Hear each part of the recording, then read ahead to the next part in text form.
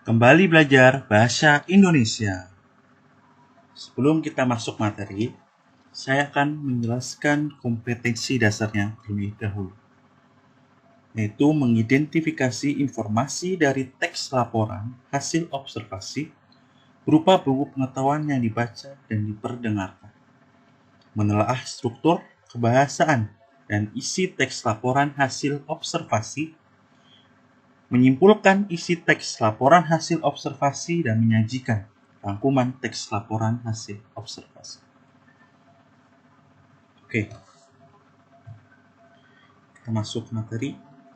Pada dasarnya, penemuan ilmu pengetahuan selalu dimulai dengan observasi dan kembali kepada observasi untuk membuktikan kebenaran ilmu pengetahuan tersebut. Adapun pengertian dari observasi itu adalah metode pengumpulan data melalui pengamatan langsung, atau peninjauan secara cermat dan langsung di lapangan atau lokasi penelitian. Jadi dalam hal ini peneliti itu berpedoman kepada rencana penelitiannya.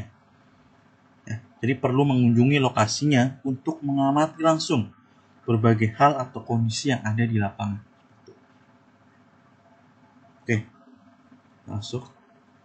Baik, teks laporan hasil observasi adalah sebuah teks yang memaparkan hasil observasi secara sistematik dan objektif berdasarkan kenyataan atau fakta yang ada. Artinya apa? Teks observasi ini dibuat berdasarkan investigasi atau observasi secara mendalam, agar dapat mengetahui informasi atau data-data yang sesuai dengan apa yang diteliti. Gitu.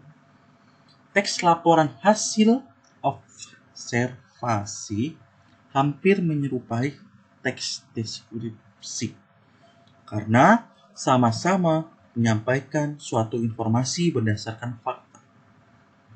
Jadi, teks laporan hasil observasi ini hampir menyerupai teks deskripsi karena hampir sama-sama menyampaikan suatu informasi berdasarkan fakta. Tetapi terdapat perbedaan pada sifatnya, di mana teks laporan hasil observasi bersifat universal atau umum, sedangkan teks deskripsi bersifat unik dan individual.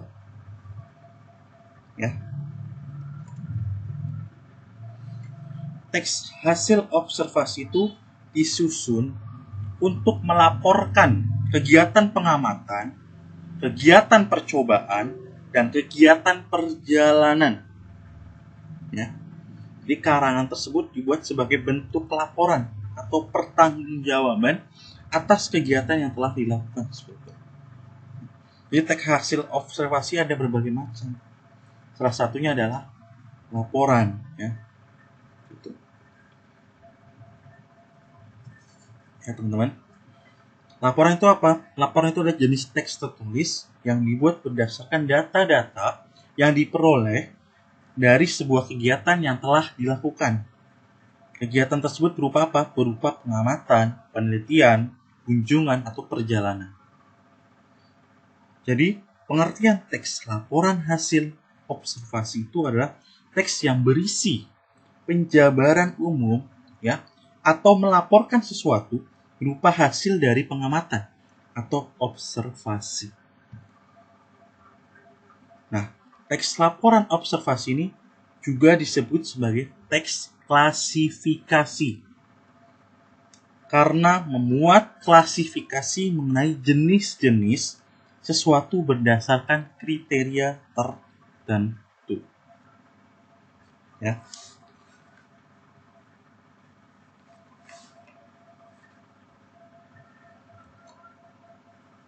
Mengidentifikasi informasi teks laporan hasil observasi. Yang pertama adalah klasifikasi objek, dua bagian-bagian objek secara terperinci dan manfaat objek. Nah, baik. Sebelum masuk ke menyimpulkannya, saya akan masih menjelaskan mengenai ciri-cirinya. Ciri-cirinya. Baik. Ciri-ciri teks dapat dikatakan hasil observasi apabila di dalamnya itu terdapat beberapa ciri. Yang pertama adalah objektif, ya, objektif. Yang kedua apa? Penulisannya harus berdasarkan fakta yang ada saat observasi. Itu, ya. Yang ketiga adalah tidak memihak, ya. Yang keempat, tidak mengandung dugaan atau pendapat yang menyimpang dari topik. Yang kelima, bersifat universal dan global. Yang keenam, penulisannya secara lengkap agar tidak terjadi ketimpangan pada hasil yang disampaikan. Yang ketujuh, disajikan secara menarik dengan menggunakan bahasa yang baku dan berbobot. Nomor 10 ya, itu ciri-cirinya. Nah, teks laporan hasil observasi itu bersifat faktual. Apa itu faktual? Berdasarkan fakta yang ada. Tujuan teks laporan hasil observasi, ya, yaitu bisa mengatasi suatu persoalan. Ya, bisa mengatasi suatu persoalan. Yang kedua adalah menemukan teknik atau cara terbaru. Yang tiga, mengambil keputusan yang lebih efektif.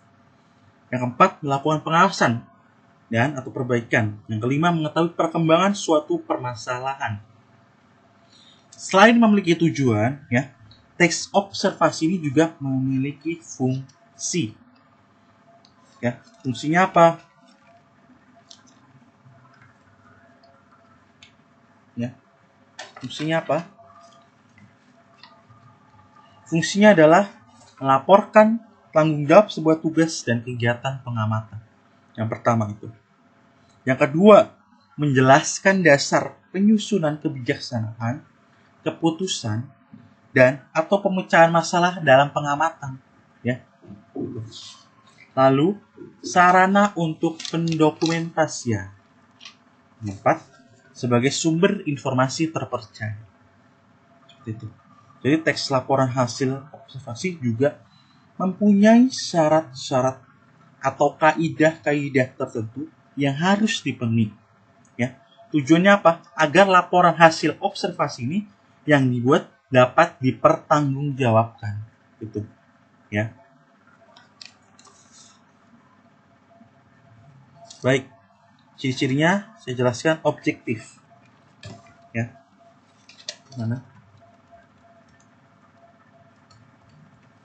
Arti dari objektif ini adalah harus dijanjikan sesuai dengan fakta yang sebenarnya di lapangan, tanpa dipengaruhi pandangan atau pendapat pribadi.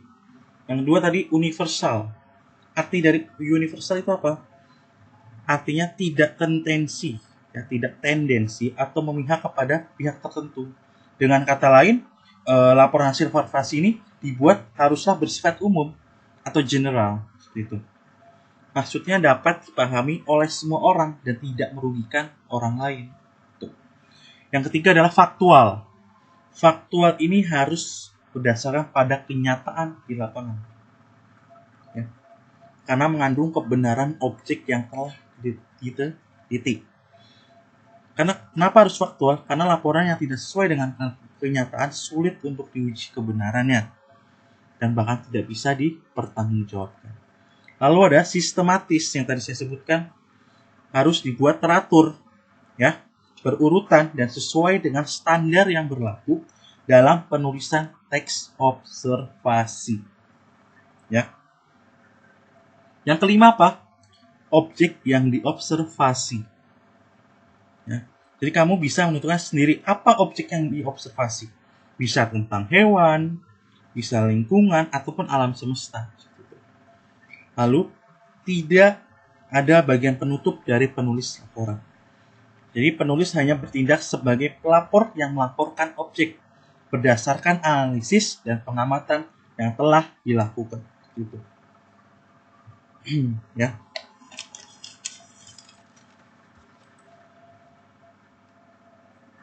Baik, menyimpulkan teks laporan hasil observasi.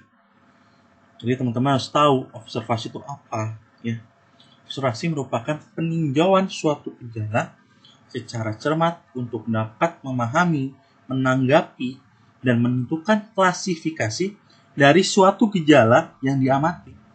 Jadi hasil observasi tersebut kemudian dapat dituangkan dalam bentuk laporan observasi, ya kan? Tuh. Nah, teks laporan observasi ini menggambarkan sesuatu secara umum dan sesuai dengan fakta atau apa adanya, seperti ya, tanpa ada opini atau pendapat penulis.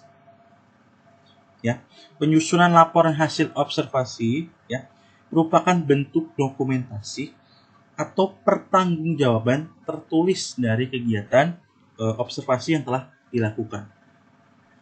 Nah, teks laporan observasi itu biasanya berbentuk panjang hingga beberapa paragraf. Ya. Dapatkah kamu menyimpulkan isi dari teks laporan hasil observasi? Ini. Ya, ini yang paling penting. Nah, simpulan apa sih simpulannya? Simpulan merupakan sesuatu yang diperoleh dari menyaringkan pendapat berdasarkan apa yang diuraikan dalam karangan, pidato, artikel, dan sebagainya. Ya. Untuk dapat menyimpulkan teks laporan hasil observasi, kamu harus membaca teks tersebut.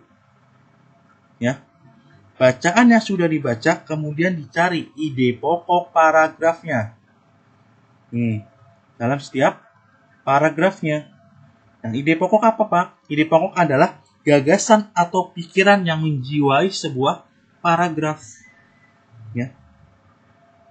Nah, ide pokok didukung oleh ide-ide penjelas dalam paragraf. Nah, ide pokok itu disebut juga gagasan pokok atau gagasan utama. Ya. Nah, ide pokok ini didukung oleh ide penjelas. Nah, ide penjelas disebut juga gagasan penjelas. Nah, ide penjelas itu terletak di dalam kalimat penjelas. Nah, ide pokok setiap paragraf dapat ditentukan dengan mengikuti langkah-langkah. Jadi pertama adalah apa? Baca setiap paragrafnya dalam bacaan dengan cermat. Yang itu apa? Mencermati judul teksnya. Juga kalimatnya, ya kan? Yang pertama hingga terakhir. Gitu ya. Maka ide pokok menjadi sebuah pertanyaan seperti itu. Ya.